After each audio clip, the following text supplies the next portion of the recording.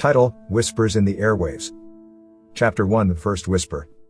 The city of Elmsworth was no stranger to mysterious occurrences, but nothing could have prepared radio broadcaster Emma Caldwell for the unsettling events that would unfold in her life. Emma had always been fascinated by the supernatural, and her late-night radio show Whispers in the Dark was a haven for those who shared her fascination.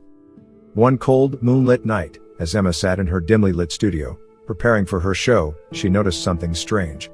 The studio was supposed to be empty, but she heard a faint, eerie whisper coming from her headphones. At first, she dismissed it as interference or technical glitches, but the voice persisted, growing clearer and more distinct with each passing moment. "Emma," it murmured, sending shivers down her spine. The voice sounded ethereal, almost otherworldly. "Emma, can you hear me?" With trembling hands, Emma hesitantly replied, "Who's there? What do you want?" The voice continued, "I need your help, Emma. I'm trapped in a place between this world and the next, and I need your guidance to find peace." Chapter 2: The Uninvited Guest. Emma couldn't believe what she was hearing.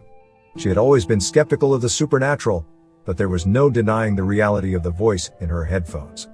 As the show went on, the ghostly voice revealed its name, Sarah. She explained that she had met a tragic end, and her spirit was tethered to this world, unable to move on.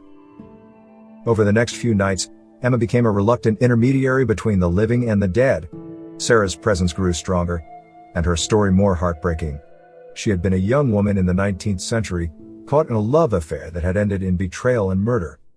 Her restless spirit was determined to uncover the truth of her murder and find justice. Emma's show began to attract a growing audience of intrigued listeners, drawn to the eerie connection between the living and the dead. She felt both a sense of responsibility and a morbid fascination with Sarah's plight. Together, they began unraveling the mystery of Sarah's death, following a trail of old records and forgotten newspaper articles. Chapter 3: The Sinister Secrets. The deeper Emma delved into Sarah's story, the more sinister it became. They discovered that Sarah's lover, a wealthy and influential man named Theodore Blackwood, had been behind her murder. He had covered up the crime, using his power and money to escape justice. As Emma and Sarah continued their investigation, they found that Theodore's family had a long history of dark deeds, and they had connections to a secret society with a sinister agenda. But the more they uncovered, the more dangerous their quest became. The Blackwood family did not take kindly to Emma's probing, and they were determined to keep their dark secrets buried. Threatening messages, strange occurrences in her studio, and even attempts on her life became a part of Emma's daily existence. It seemed that the spirit of Sarah had unwittingly dragged her into a dangerous web of deceit and malevolence. Chapter 4: A Descent into Darkness. As the noose tightened around Emma, she could not turn back. Her obsession with unraveling the truth had turned into a life-or-death struggle. The ghostly whispers in the airwaves had taken a toll on her sanity, and she found herself walking a fine line between the living and the dead. She was plagued by nightmares and visions, her world a cacophony of spectral voices and haunted images. One fateful night, as she broadcasted her show, the studio door creaked open slowly. A dark, shadowy figure stepped inside, its presence an overwhelming presence of malevolence. The figure revealed itself to be a living descendant of Theodore Blackwood, a man willing to go to any lengths to protect his family's secrets. With terror in her heart, Emma realized that her life was in grave danger. She had become a pawn in a deadly game of revelation and retribution. Her only hope lay in bringing the darkness to light and uncovering the full extent of the Blackwood family's sins. But the path to truth was treacherous, and the consequences of her actions were unknown. Chapter 5: The Final Revelation. As Emma continued her investigation, she uncovered a series of old diaries and letters that revealed the extent of the Blackwood family's involvement in the secret society. They were responsible for unspeakable acts throughout history, manipulating events behind the scenes to further their own agenda of power and wealth.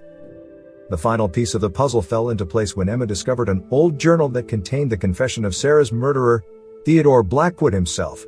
In the journal, he admitted to the murder and detailed his involvement in the secret society. It was a shocking revelation that would bring the Blackwood family to their knees. Chapter 6: The Confrontation. Armed with this damning evidence, Emma and Sarah concocted a plan to confront the living descendant of Theodore Blackwood and expose the family's dark secrets. They arranged a meeting in a remote, abandoned mansion, a place with a dark history of its own. The mansion was rumored to be haunted, and it seemed like the perfect setting for their confrontation. The night arrived, and Emma, her heart pounding with fear and anticipation, entered the mansion. She was followed by the ghostly presence of Sarah, who had grown stronger with each passing day. The two women moved through the dimly lit mansion, their footsteps echoing through the empty halls. They finally found the living Blackwood heir, who was waiting in a room filled with ancient artifacts and relics of the secret society. The heir was taken by surprise, never expecting that the past would catch up to him in such a haunting manner. Emma presented the damning evidence she had uncovered, and Sarah's spirit appeared before the heir, her presence a terrifying and ethereal force. The heir, cornered and desperate, confessed to his family's dark deeds and begged for mercy. Chapter 7 Closure. With the truth revealed, Emma felt a profound sense of satisfaction. Sarah's spirit finally found peace, and her ghostly presence faded away, leaving behind a grateful and peaceful aura. Emma had fulfilled her role as an intermediary between the living and the dead, and she had uncovered the sinister secrets of the Blackwood family. As the authorities moved in to investigate the heir's crimes, Emma's radio show Whispers in the Dark became a sensation, attracting a worldwide audience. Her voice, once haunted by the whispers of the dead, had become a beacon of hope for those seeking answers in the supernatural realm. But the experience had changed Emma forever. She had glimpsed the darkness that lurked just beyond the realm of the living, and she knew that the supernatural was not to be trifled with. She continued to host her radio show, but she did so with a newfound respect for the unseen forces that could shape our world. And so Whispers in the Dark continued to draw listeners from all walks of life, each one eager to hear the unsettling stories of the supernatural, and each one reminded that the line between the living and the dead is thinner than they could ever imagine.